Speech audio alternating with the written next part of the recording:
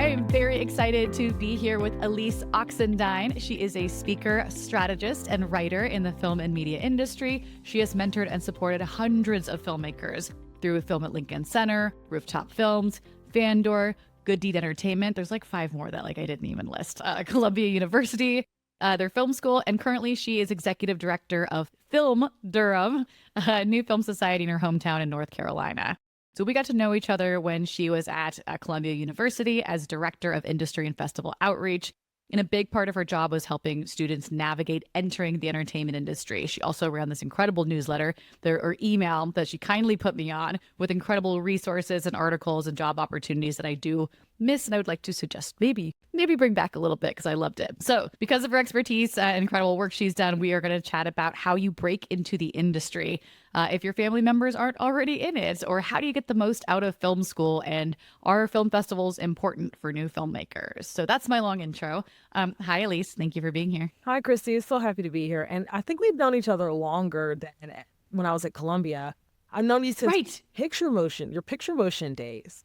Yes, I remember this. You reached out early. Keep going. Sorry, that's right. And this is literally the advice I would give to emerging filmmakers, people early in the career. If there's anyone that inspires you, reach out. And Christy, you inspired me when I was fresh out of film school. And I was like, oh, who is it, like, this boss lady? I want to meet her. She's awesome. And I just sent like a cold email. I remember. I always forget that because you know why? Because I got the cold email, we chatted early on, and then later, maybe almost a year, 2, 3 years later, your name popped up again because you'd written an article. And I think this was like around, I think it was either before or around the Oscars So White campaign. Yes. And it was about distributors and working with certain distributors and that type of environment. And your name popped up and I read the article. I was like, I know this name from somewhere, and found you in my inbox and like reached out again. So that's great. We have known each other a long time. A long time, and I'm so grateful. Oh, no, likewise. So let's just jump in. So what did I have first? Let's start with film school, because you taught at Columbia for many years. So could you just tell us a bit about the program that you had over there? Yeah, I was heading up industry outreach for Columbia University's graduate film program. And I also ran the University Film Festival. So I was kind of seeing like the industry from basically all sides. And how do I tell these emerging filmmakers from literally around the globe how to best prepare them for the industry, especially when there's lots of things happening in the world? Like, how do you find your way through and like get your voice out there? And I calculated based off of like, the hundreds of students I worked with at the university, and also just working in the industry all these years, I've helped almost 1,000 filmmakers, had conversations with over 1,000 filmmakers of like, where do I even start?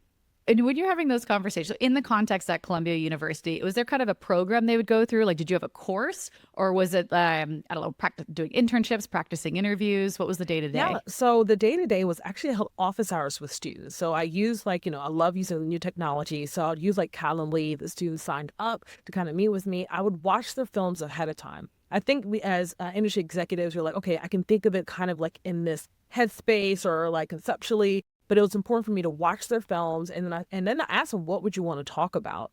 And then I would also ask them 2 questions: who's your audience, and the why question. Why do you want to go to festivals? Why do you want distribution? Why do you want to get into the industry in this particular pathway? Because they're like, well, I'll do anything to get in. But I was like, let's focus on the why. And so I focused like those conversations like that. And it was so much fun to kind of get their ideas and get them thinking about like, oh, who am I talking to with my stories? So that was probably the most exciting thing about my job. And then bringing in panelists, I think that it was the most fun part of my job too. My job was kind of fun. It was kind of fun. I was ready for new opportunities, but for 6 years, I was able to really inspire the students there by bringing in people in the industry, in different parts of the industry. Going back to the article that we talked about, it was Indie Distributors So White, and talked about the need for diversity in distribution. And so I made sure I brought in people that reflected the industry, which we have a diverse industry.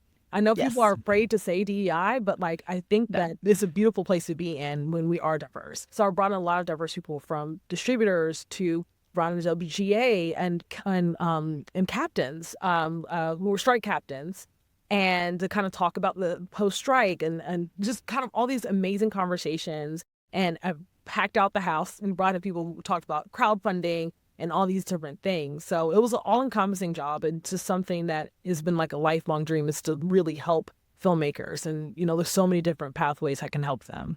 No, it's true. And I always appreciate the commitment to DEI, which we're very pro DEI. We're okay to say, we could say Yeah. the word, but yes, unfortunately, a lot of companies are getting afraid. But audiences are diverse. There is no single monolith audience. So the audiences, we have diverse audiences. We should have different distributors and content or filmmaking that should support those audiences.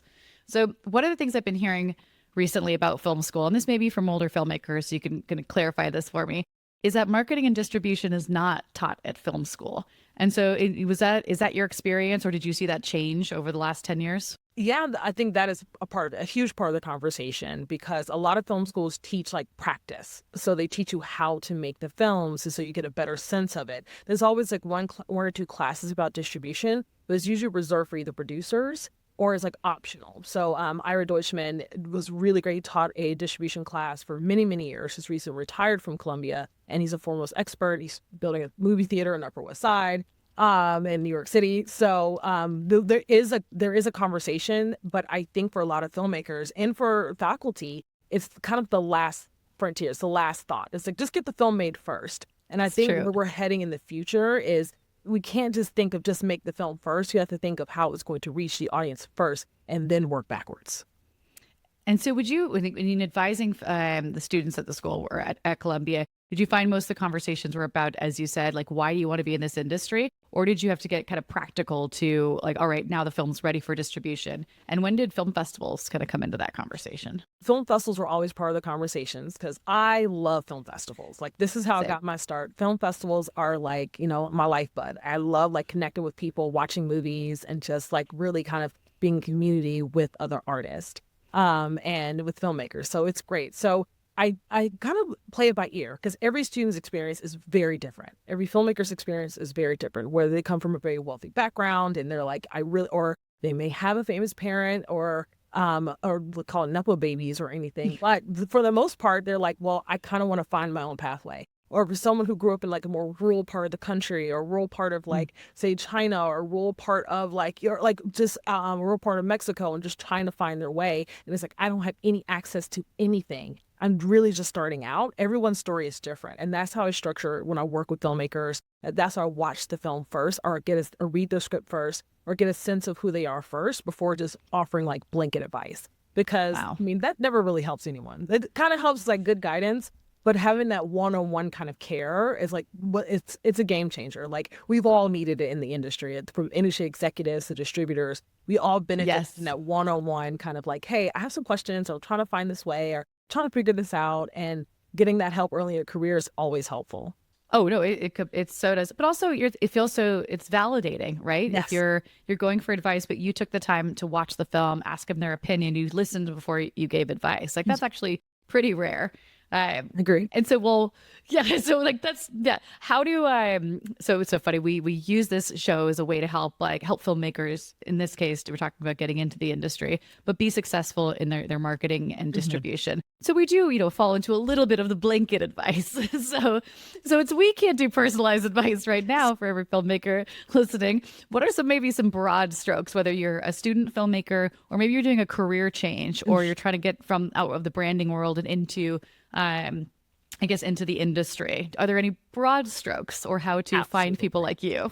Absolutely. So the broad strokes is, you have to start with your audience, and this is advice. Oh, producers already know this. They know that this is where I have to start with audience, how to think about how I'm going to get the word out about the film. But for my writers and directors out there, listen carefully. Think about your audience. Communicate with your audience. Your audience is smart. It's the industry that's dumb and lazy. But the audiences are smart. Trust your audience. So trust that they understand how you're going to tell this story. And this is advice I actually give to all filmmakers who think about distribution. And a way to think about distribution is I say, write down who your audience is. When I was working in digital distribution, I had to do these, at Good Deed, I had to do these kind of snapshots of like who are the audiences, and I knew the audiences that were on different streaming platforms. So when I would go into platforms, it's like, well, this fits your audience because this is, skews slightly female and more diverse audiences are mostly in these towns. They have this level of income. They're this ethnicity, they're this nationality. Like this is your core audience. So the fact that I knew my audience, it was literally currency. I was able to what we call pitch for placement a couple of years ago when Apple was iTunes. having it in the top carousel was a big deal. It still is. So if you go open up a platform and you're looking for something to watch, you're more than likely to watch the thing that's presented to you. And it used to be where indie films were out there. I know, crazy. I saw the difference into saying like, hey, I know the audience would want to see a film like this. And I saw the numbers go up on the back end and how much money we receive just by knowing it in our audience. So I always give that example to filmmakers and saying, hey, do your audience snapshot, know who they are, really detailed, like even how they're watching the film. Are they watching it at a film festival? Are they watching it online? Are they watching it on their phone? Are they watching clips on TikTok? Are they watching, on YouTube, or are they watching it on Tubi? Like, getting to know your audience is the most important thing that you can do as a filmmaker. And when you don't know anything about distribution, because basically you're giving the pathway to distribution. If you know how to reach your audience, when you talk to distributors, like, can this person or can this distributor reach the audience that I'm trying to reach? It makes the conversation go better. It helps you with writing, because you're like, okay, well, if I know who my audience is, I know how to talk to them. I know their dialogue. I know how they communicate. So if you're a writer struggling with dialogue, just really think about your audience and how they're going to clue into that. And it's actually a harder exercise than you think, because you really have to sit in and get in touch with, like, it's basically marketing. Like, get in touch with the marketer inside of you. Find the marketer inside. We all must find the marketer inside us. We can do this. We can do this, but it's the first step. I think you're right. We look at it from the business side as technically, like, Kinema is a startup. We had to put together a pitch deck. In the pitch deck, we have to list the total addressable market. So who are the obvious audiences that I think would be interested in Kinema? And then what's the total market size? Because you have to communicate that in order to kind of get investment or get someone to believe in you. And we're seeing a little bit more on the film side. It's the audience profiles, as you said.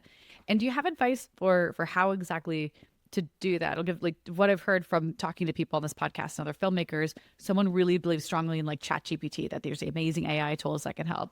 And talked to another filmmaker recently where she is deep in that community. She has a film called Rescued Hearts, and it's in the horse community. She's deep in the horse community. They're talking every day. And so she's a part of it, but she's in it. So I'm curious if you have any kind of tools or tricks for how to talk to that community or reach and understand that community as a writer. Absolutely. And also it's regionality. I think that's a part of the conversation not a lot of people talk about. It's like, if you know the area, you can look up location data. And I think it's a combination of things. Like, you're using ChatGPT or any AI, you're not using it to write your script, but you're using it as, like, tell me the demographic breakdown of, Phoenix, Arizona. Tell me the breakdown of Durham, North Carolina. And if you're seeing that the audience is matching up, you're like, oh wait, I wonder if there's a festival in that area. And then I can like submit my film to that festival because I know that my audience is there, and festivals want to see that too. Or if you're seeing, another tool I like to suggest is find your comparable films. This is something that all distributors have all talked about. Before we buy a film, we're looking at comparable films in the marketplace. You need to do the same thing. What's the film that came out in the last, 5 years is difficult because of the pandemic. But like, at least, in the last 5 years, like, what is a film that's similar? It doesn't have to be exactly the same because your story is original. But you want to find something very similar. So it puts you in context. So who's that distributor, because likely they're going to distribute films similar to this. Or if you're saying like, oh, it's in between these type of films, go between these two type of distributors. What are some ways? Let me listen to Q&As. Let me watch the credits. Let me basically do my own research. And I know a lot of filmmakers, like, once I'm done with the film, I'm done. The distributor's going to take next steps. That future, that doesn't exist. So it's extra work. But if you bake it in at the beginning of your process, it's less headache later where you're like, oh my gosh, how are people going to? It causes less stress. You're in the driver's seat, which is really difficult for a lot of filmmakers to be in. But this is the future of the industry. You're going to have to be in it, especially when a lot less jobs in the industry now, there's a lot less money being spent on up-and-coming films and indie films. So how do you find your pathway? And then you just develop a new skill set, marketing. Right. It's true. And then also it gives you autonomy where, again, your film becomes your business. It can be sustaining. It can make money if you treat it in that way versus just having to hope that someone will come and pick it up. Yes. So I think it makes sense to us because that's what we do. So I'm very biased. So for new filmmakers in school or filmmakers looking to a career change, what are some trends you're seeing right now in the industry? A little bit, you just touched on this a bit with distribution, but what are some trends and how can filmmakers stay on top of these? Should they be heads down, or should they also be really tapped in to what's happening in the industry? Always tapped in. No can seem gloom and doom, but it's so important to tap in because, gone are the days that you can just exist in a bubble. And I think that is kind of preached in film schools that you create in a vacuum and you just can't.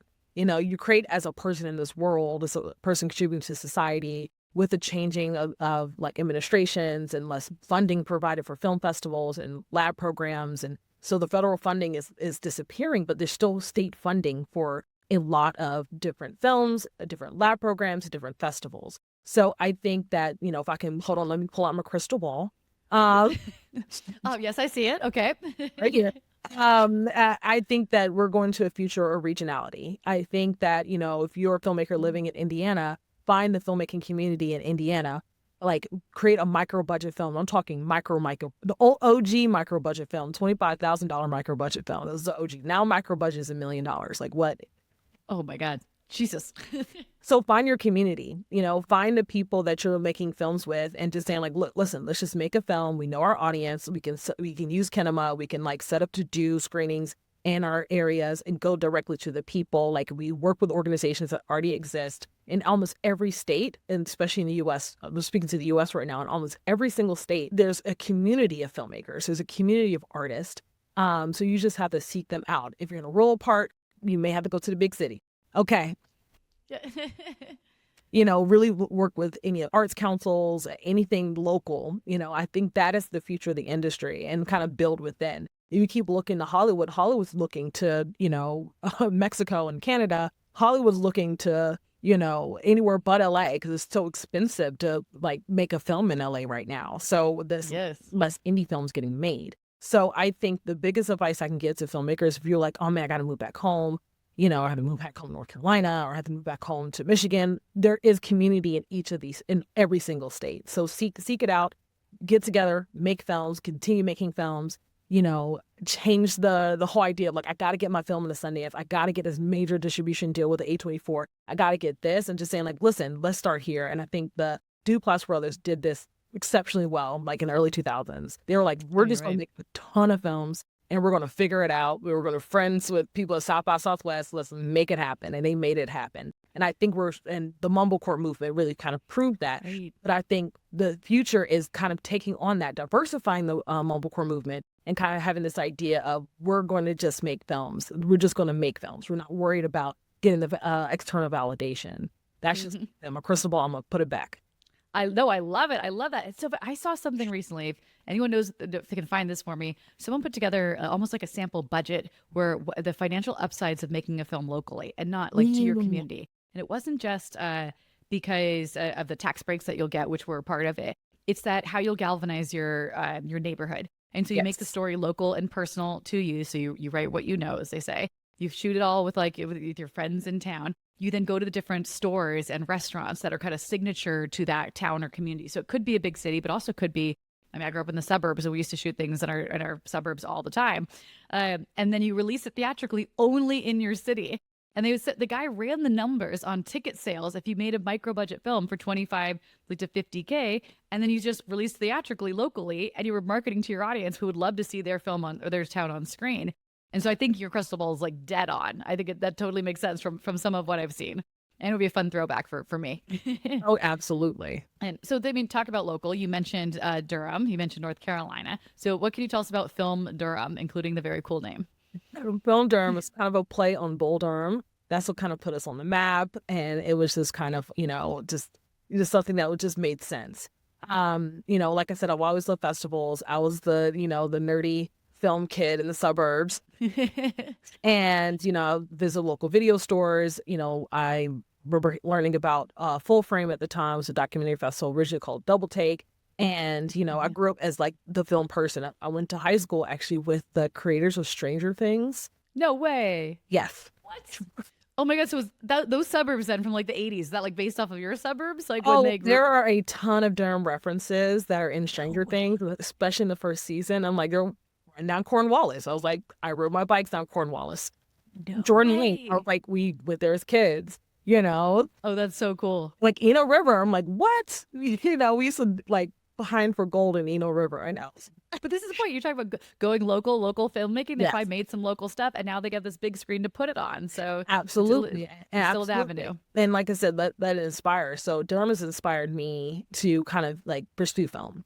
And I want to get back to a community that meant so much to me. And I think there's such a wonderful audience that's in Durham that I feel like it's kind of low key the best kept secret. Like if you know Oh. about Durham, you're like, oh no, Durham is the place to be. But it's this wonderful community where you have that comes together. It's a very integrated community. You know, it's an educated community with like Duke and like UNC and NC State, all within and North Carolina Central. And there's so many schools that are there, and there's so much education. There's hospitals, so there's like a strong middle class. And when you think about audiences, you think about like connections and bringing narrative scripted films to a place like that, it's like a perfect mix. So instead of jumping right into building a film festival, we're like, well, let's really tap into our audience and build audiences through a film society, through events and things that get people excited about, the film community in Durham. Oh, that's so smart. That was gonna be my question because I saw it was a film society and it was coming soon.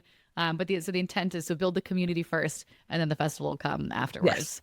Oh, I love this. Well, no baseball reference, you build a, they will come, like Will Durham, build Oh, a. I like a lot of baseball references going on here. I like this. It's if you know, you know. Absolutely. So you're full time there. Are you consulting? Are you working with any types of filmmakers? I guess the advice that you're giving is so wonderful. I'm curious if other people can work with you. Absolutely, absolutely. I'm still consulting, especially in distribution. And also, like I said, I love helping filmmakers. Like that is what I love doing. I love inspiring them. I love making connections and making the dots, like connecting the dots for them. And they're like, I can do this, Like I said, it's a lot of gloom and doom in the industry. It's a lot of like, oh my gosh, should I even get into this industry? But the industry does need you. Even if you don't become the success that you envision, you're still successful if you're still pursuing, if you're still writing, if you're still connecting. So I love talking to filmmakers. I still consult. I still talk to filmmakers, especially with how to get in the festivals, like learning about distribution, your distribution next steps, how to put together a distribution plan, like where do I even begin? I don't even know what distribution is. What are these terms? I'm overwhelmed. I'm like, take a deep breath. We got this. It's like, well, you've got this. You're to help Sherpa them through, guide them through Absolutely. this process. Wow. Okay, so how do we find you, or how do we find Film Durham online? Yeah, so I'm on the website, filmdurham.org. You can find us and my business partner, Penelope Bartlett, and also my website, AleceOxendine.com, if you want to reach out for consulting. But yeah, it's been a pretty exciting ride, building something and kind of pursuing something different outside of working at Columbia. And I think also this industry is moving towards being entrepreneurial, which you alluded to earlier. And it feels pretty good to kind of be in that world, like, hey, we're all in this together. So it's been pretty exciting. Oh, I like that. It's true. The idea, the community feeling you get at festivals of like individual film creatives kind of coming together. I get that a little bit in the entrepreneurial space. We're talking to other female founders, and so now I found I've connected with more filmmakers or film experts on that topic too. Of like, oh wait, we're all being entrepreneurial. We're all trying to solve problems here. We all have a similar common goal of get more better films from a wider range of people told and have them be financially successful in some capacity. So. Yes. Cool. Then I hope we get to work on something. Oh, yeah. Yes, absolutely.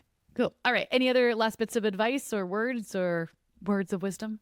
Oh, words of wisdom. Like I said, keep the faith for filmmakers. Like I said, it's a tough time to be in the industry. A lot of people have left. I think half the people I worked within distribution are now therapists. They became a therapist? Yes. At least two That's people. amazing. And it's sometimes people like make these shifts, and it's okay to make a shift. It's okay if you're having trouble finding jobs or anything like that. Like I get it, of all people. So you can find your own pathway. If you need to work for a little bit, and don't think of it as defeat. Like you're still part of the community. I always encourage filmmakers, if you're able to financially go to a film festival, you should go. If it's in your hometown or home state, go. If it's one of the major tentpole festivals, if you can, like I remember going to Sundance the first time. I think I paid all of $500 for my flight, stayed in the bunk bed, very far away from all the action. But because of that, I knew I wanted to work in distribution, and I was making a career change. And I was a social media manager for Fandor, and I wanted to work in distribution. So I went and spent my little $500, and I made it work. Went to all the free parties, ate food. to eat. So, and I made it Yes. work. And all those connections that I made today was someone just, I told, hey, my name's Alece. I really want to work in distribution and everything. And someone would be like, well, you should talk to this person. Grab me by the hand and walk me through different places. All you have to do is open your mouth. I think that's the hardest thing where it's like, I'm just going to hope and wish for the best. It's like, no, open your mouth, express what you're interested in, because you just never know, and be completely open-minded. Most of the opportunities that came to me, even with Film Durham, like I talked to my partner, my business partner, Penelope, and she's like, I want to start a festival in Durham. I can't do it without you. And I was trying to find a way to object. I was like, you know, Nope, there's no good. I love festivals, so I might as well, kind of Yes. do this.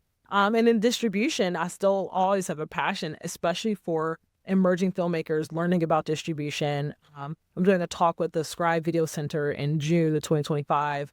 And, just continue to contribute that way of like, here are the steps. Here's what distribution is. Here's the things that you need to know before you even like start to have conversation with distributors or sales agents or going to festivals or just taking any of the next steps in distribution. What we need to know the terminology. Let's learn how to think about distribution, how to approach distributors, conversation etiquette, because there is a sense of etiquette and distribution of how to like go about things and sell films and markets, learning about film market and what happens there. Are there just booths? I'm like, yeah, actually there are booths. Well, it's like things like that. Wait, no, we need to do a whole other episode just on etiquette because I feel like I should maybe learn this. I'm not sure I know what this etiquette is, so let's do a whole other episode on etiquette. Oh, that'd be great. My mom is also an etiquette teacher. No way. You are always like so beautifully like composed and like you have such incredible presence when I see you. So I'm like this. Okay, maybe some of this is the etiquette school. Yeah, Etiquette mom coming that's in. like my recent lie, added like, oh, I was taught etiquette since I was 5. Oh my God. Okay, yeah, I could use some of that. So I have to cut us off just for time, but like thank you so much, Alece Oxendine, who's at Film Durham right now, and I'll post some links in the description where you can find her. So thank you so much for your time. Thank you for having me. And that's our episode. Thank you to our special guest, our producer and editor, Ron Pissarro, and you, the filmmakers, creators, marketers, and distributors that are dedicated to connecting audiences with great films.